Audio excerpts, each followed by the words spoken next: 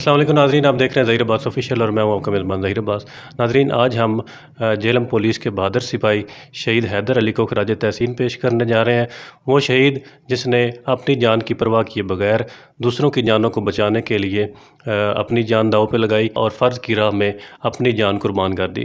یقیناً یہ شہید کسی باپ کا، بزرگ باپ کا سہارا ہوگا، کسی ماں کا پیارا ہوگا اور اپنی بہنوں کا اکلوتا وارث بھی ہوگا، لیکن اپنی فرض کی راہ میں دوسروں کی جانوں کو بچاتے بچاتے وہ بے رحم موجوں کی نظر ہو گیا۔ یہ کوئی عام واقعہ نہیں بلکہ ایک نشان وفا ہے، ایک زندہ مثال ہے کہ پولیس صرف قانون نافذ نہیں کرتی بلکہ دوسروں کی جانوں کو بچانے کے لیے اپنی جانیں قربان کرنے سے بھی دریغ نہیں کرتی۔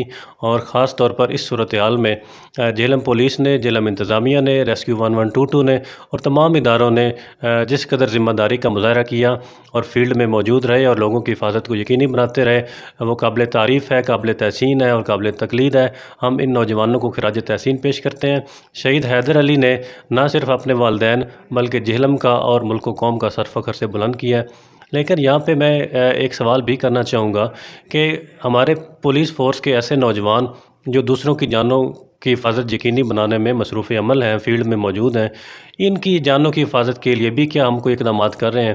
شہید حیدر علی کی مثال دوں گا کہ جب اس شہید نے دوسروں کی جان بچانے کے لیے یہ دریا میں اترا ہے تو کیا اس نوجوان کے پاس لائف جیکٹ تھی یا کوئی حفاظتی سامان تھا جس سے وہ اپنی حفاظت جو ہے اس کو بھی یقینی بنا سکے؟ آپ نے دیکھا ہوگا کہ جب ریسکیو والے کسی کی جان کو بچاتے ہیں تو وہ دوسروں کی جان کو بچانے کے لیے جب اپنی جان خطرے میں ڈالتے ہیں تو سب سے پہلے وہ حفاظتی اقدامات کرتے ہیں۔ جب کوئی آگ میں کودتا ہے، کوئی دریا میں اترتا ہے یا کسی بلڈنگ سے چھلانگ لگاتا ہے کسی قیمتی جان کو بچانے کے لیے تو سب سے پہلے وہ اپنی حفاظت کو یقینی بناتا ہے۔ تو اگر ہماری فورس جو ہے وہ اس وقت میں، مشکل کی اس گھڑی میں، اگر وہ اپنی حفاظت ہی کرنے کے قابل نہ ہو تو وہ کسی کی جان کو کس طرح محفوظ رکھ سکتی ہے؟ تو یہ ساری چیزیں بھی جاننے کی ضرورت ہے کہ فیلڈ میں کام کرنے والے ان نوجوانوں کے پاس کیا وہ آلات موجود ہیں۔ ہماری نظر میں تو شاید وہ اہلکار ہوں یا ایک فرد کی حیثیت رکھتے ہوں، لیکن وہ کسی کے پیارے ہیں، وہ کسی ماں کا سہارا ہیں اور کسی کے لیے وہ سب کچھ ہو سکتے ہیں۔ تو ان کی حفاظت کو بھی یقینی بنانے کے لیے ہمیں وہ سارے اقدامات کرنے چاہیے۔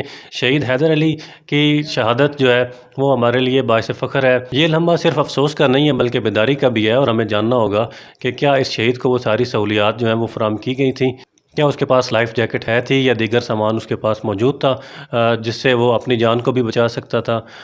یقیناً ہم نہیں جانتے کہ اس کے پاس یہ چیزیں تھیں یا ہم جانتے ہیں لیکن ہم خاموش ہیں۔